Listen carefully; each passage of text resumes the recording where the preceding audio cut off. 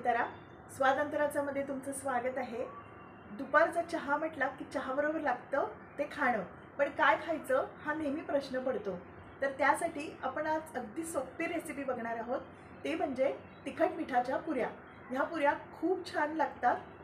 ह्या पुऱ्या लोणच्याबरोबर सुद्धा तुम्ही खाऊ शकता किंवा दह्याबरोबर सुद्धा खाऊ शकता किंवा या नुसत्या जरी खाल्ल्या तरी खूप छान लागतात. पण जर ह्या पुऱ्यांसोबत चहा जर असेल तर खूपच छान. ही रेसिपी पाहण्यासाठी आपला व्हिडिओ शेवटपर्यंत बघत राहा आणि आपल्या चॅनलवर नवीन असेल तर आपल्या चॅनलला सबस्क्राईब करायला विसरू नका. तर चला आपण रेसिपी बघूया. तर आज आपण बघणार आहोत तिखट मिठाच्या पुऱ्या. ह्या पुऱ्या खूप छान लागतात आणि खूप सोप्याही आहेत. तर त्यासाठी आपल्याला लागणार आहे 2 कप कणिक,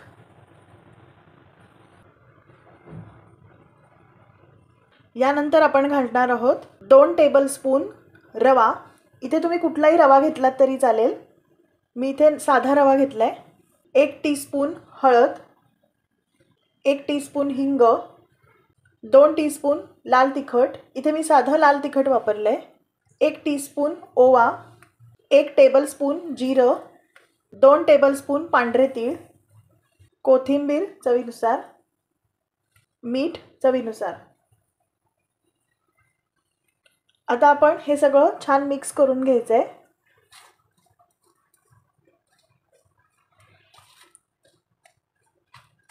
छान मिक्स करून झालेलं आहे. आता आपण यामध्ये तेलाचं मोहन घालणार आहोत.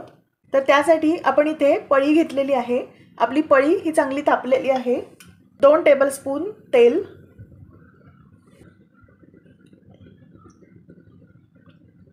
आपल्याला तेल चांगलं कडकडीत गरम करायचं आहे आणि याचं मोहन आपल्याला पिठामध्ये घालायचं आहे. आता आपलं तेल हे कडकडीत तापलेलं आहे. आता आपण मोहन पिठात घालून घेऊया. तर आता आपण इथे असा एक मध्ये खड्डा करून घेणार आहोत आणि यामध्ये हे तेलाचं मोहन घालून घेणार आहोत. थोडं चमच्याने पण ह्याच्यात हे पीठ घालायचं आहे, म्हणजे राहिलेलं जे तेल असेल ते निघून येईल. सर्व मिक्स करून घ्यायचं आहे. गरम आहे त्यामुळे जरा पीठ मळताना हळूवारपणे मळा. आपलं हे छान व्यवस्थित तेल असं मिक्स करून झालेलं आहे. आता आपण हे पीठ घट्ट भिजवायचं आहे. जसं आपण पुऱ्यांना भिजवतो तसं आपल्याला भिजवायचं आहे. मी इथे अंदाजाने पाणी घालते. आपल्याला पीठ हे चांगलं घट्ट भिजवायचं आहे. मी इथे साधारणतः पाऊण भांड पाणी घेतलं आहे. तर आता बघूया आपल्याला किती पाणी लागतं आहे. पुऱ्यांसाठी कधीही कणिक ही थोडी घट्टच भिजवायची, म्हणजे पुऱ्या या छान होतात. जर तुम्ही जास्त सैलसर कणिक भिजवलीत तर पुऱ्या या नीट फुलणारही नाहीत. थोडं मी पाणी इथे अजून घालते. मी हा पाणी एकदम हळूवारपणे घालायचं आहे. एकदम असं ओतू नका, नाही तर आपली कणिक ही मऊ होऊ शकते. मी 1 टेबलस्पून हे तेल घालून घेणार आहे.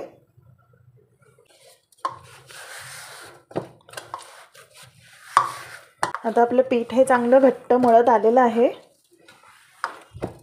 आपलं इथे घट्ट असं पीठ मळून झालेलं आहे. हे बघा, एकदम असं घट्ट मळलं आहे आपण. जसं आपण साध्या पुऱ्यांना मळतो तसंच या पुऱ्यांना सुद्धा असंच घट्ट पीठ मळायचं, म्हणजे पुऱ्या या छान होतात. आता आपण हे 20 मिनिटं झाकून ठेवायचं, म्हणजे आपला रवा हा चांगला भिजला जाईल आणि पुऱ्याही छान अशा खमंग खुसखुशीत होतील. तर आता आपण 20 मिनिटं हे झाकून ठेवायचं आहे. तर आता आपली 20 मिनिटं झालेली आहेत. तर आता आपण ही कणिक बघूया.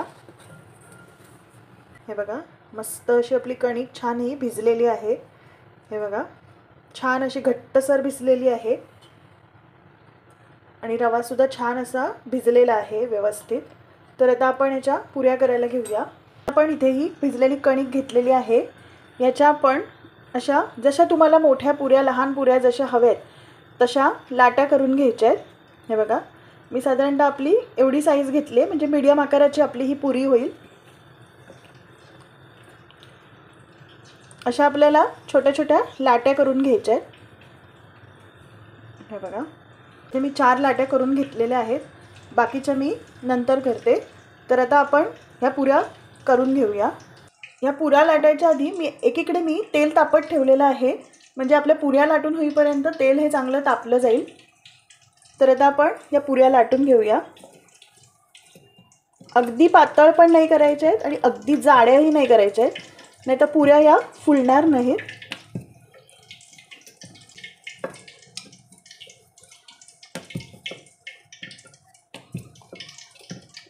बघा, साधारण एवढ्या आकाराच्या मी पुऱ्या करते. हे बघा, साधारण एवढ्या आकाराच्या मी पुऱ्या करते. जाडीलाही नॉर्मल ठेवल्यात, अगदी जाड्याही नाही केल्यात, नाही तर जाड्या झाल्या तर त्या कच्चटही राहतात आणि अगदी पातळ केल्या तर त्या फुलणार नाहीत. तर ह्या मी साधारणतः एवढ्या आकाराच्या या पुऱ्या लाटलेल्या आहेत. या आपल्या इथे 4ही पुऱ्या लाटून झालेल्या आहेत. तर आता आपण या तळायला घेऊया. तर आता आपलं तेल तापलेलं आहे हे बघण्यासाठी इथे मी छोटासा कणकेचा गोळा टाकते. हे बघा, आपल्या कणकेचा गोळा वरती आला म्हणजे आपलं तेल हे परफेक्ट तापलेलं आहे. एवढंच तेल तापवायचं आहे. ह्याच्यापेक्षा जास्त तेल तापवलं तर पुरी टाकल्यावर पटकन जळू शकते. एक एक पुरी इथे सोडणार आहोत. अलगदपणे सोडायचे, हळुवारपणे पुरी आत टाका, नाहीतर तेल हातावर उडण्याची शक्यता असते. यावरती असं तेल उडवत राहायचं आहे म्हणजे आपली पुरी ही छान फुलते. आणि हलक्या बाजूनी असं हळूहळू दाबत राहायचं म्हणजे हळूहळू पुरी ही फुलायला लागते. ही बघा, हळूहळू अशी पुरी ही फुगते.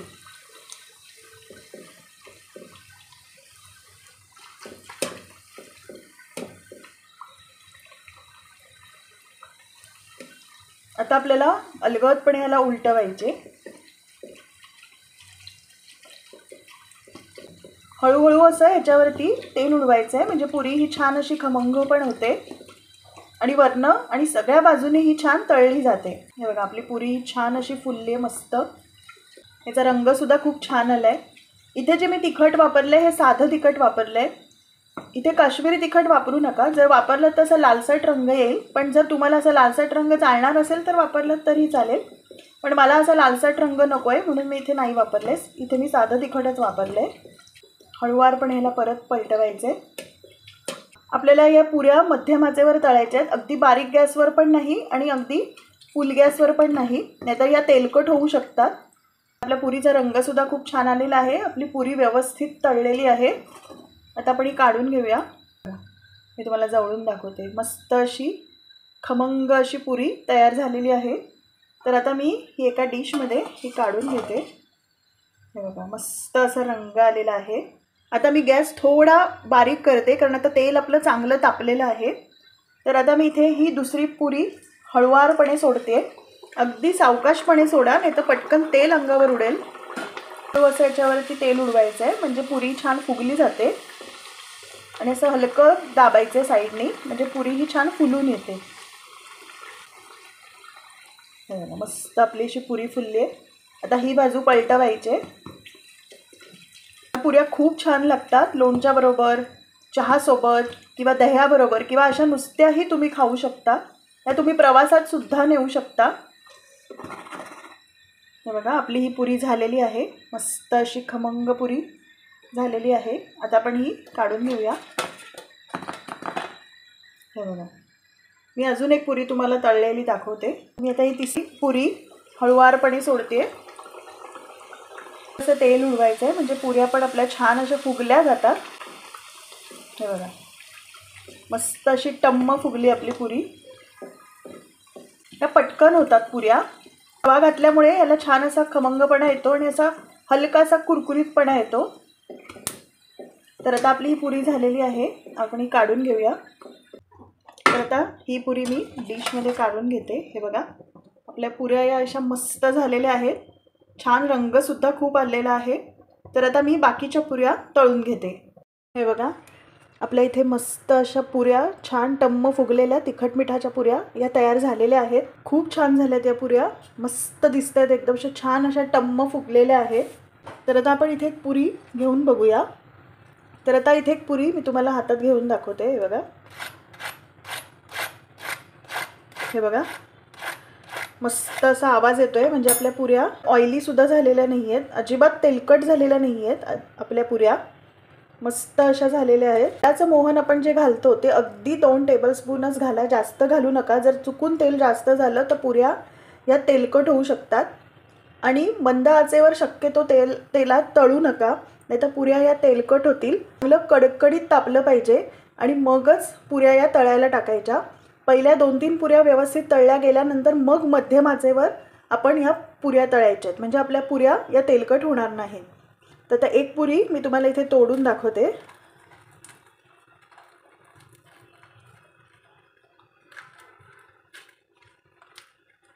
हे बघा, मस्त अशा आतून पण अशा छान टम्म फुगलेल्या अशा या पुऱ्या तयार झालेल्या आहेत. ह्या पुऱ्या खूप छान लागतात, मस्त लागतात. ह्या नुसत्या खाल्ल्या तरी खूप छान लागतात, लोणच्याबरोबर, दह्याबरोबर आणि चहासोबतसुद्धा आपण या पुऱ्या खाऊ शकतो. ह्या तुम्ही प्रवासात सुद्धा नेऊ शकता. फक्त प्रवासात नेताना खाली टिश्यू पेपर घाला, कारण कितीही पुऱ्या राहिल्या तरी हलकं तेल हे नंतर सोडतातच. त्यामुळे प्रवासात जर तुम्ही नेत असाल तर डब्यात जेव्हा भराल तेव्हा त्याखाली टिश्यू पेपर नक्की घाला.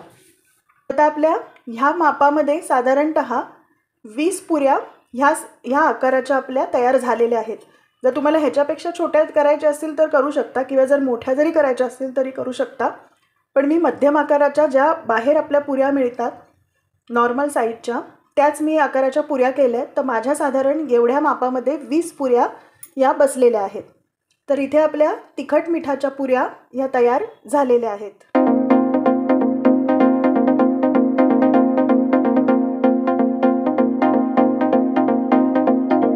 आजची रेसिपी तुम्हाला कशी वाटली हे मला कमेंट करून नक्की सांगा. त्यासाठी आपला व्हिडिओ लाईक करा, शेअर करा आणि आपल्या चॅनलला सबस्क्राईब करायला विसरू नका. आणि बेल आयकॉनचं बटन दाबायला विसरू नका, म्हणजे तुम्हाला नवीन व्हिडिओजही बघायला मिळतील. चला मग भेटू आपण आपल्या नेक्स्ट व्हिडिओमध्ये एका नवीन रेसिपीसह. तर विश तुमची, डिश आमची. नमस्कार.